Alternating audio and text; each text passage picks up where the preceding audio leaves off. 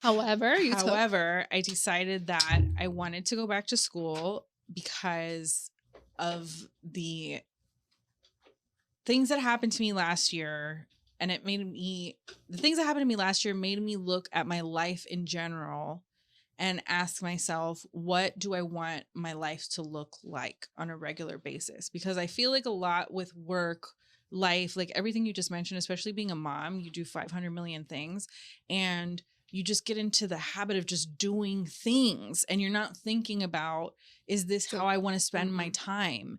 And so I wanted to do something that mattered to me. I've built a career where I'm at. I'm a leader where I'm at. I'm great at what I do. But while I've helped people in their careers, it doesn't feel like like you're helping. This is my passion. Like this is the thing that I wake up and say, like it gives me joy in a real substantial way besides the money, to say like I am doing something that's contributing to the world in X way or even just my own joy in a certain way. And so I had thought about doing psychiatry for a very long time. And you're my therapist. And I wanted to do it with a particular segment of people.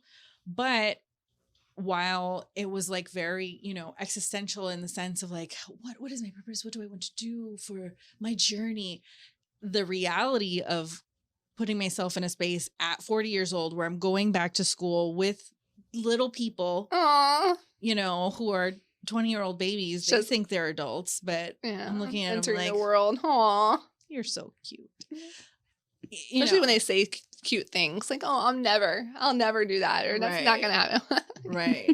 It's really interesting because I've done this at certain like older people's stages in my life. Yeah, because even your degree. I got my bachelor's when I was in my late 20s. And back then when I went to school, noticing the difference between me and the 18-year, 19-year-olds made me feel like a little self-conscious in a way. Like, am I like the old lady? Am I too old to be here? No. Correct. Am I too old to be here? Right. Whereas this time, I'm like, I'm going to get a backpack and I'm going to have school outfits and I'm going to have a pencil case and I'm just so excited. But you love school. I don't care what they think. I'm like, hey, guys. She's so happy to be learning in the front row, doing homework. Yes. Reading books. Makes me so happy. Mm-hmm. But no interest here. I'm also like long-term wondering how starting a new career at this age is going to affect my chances of being accepted or successful or whatever, because I'm going to be new in the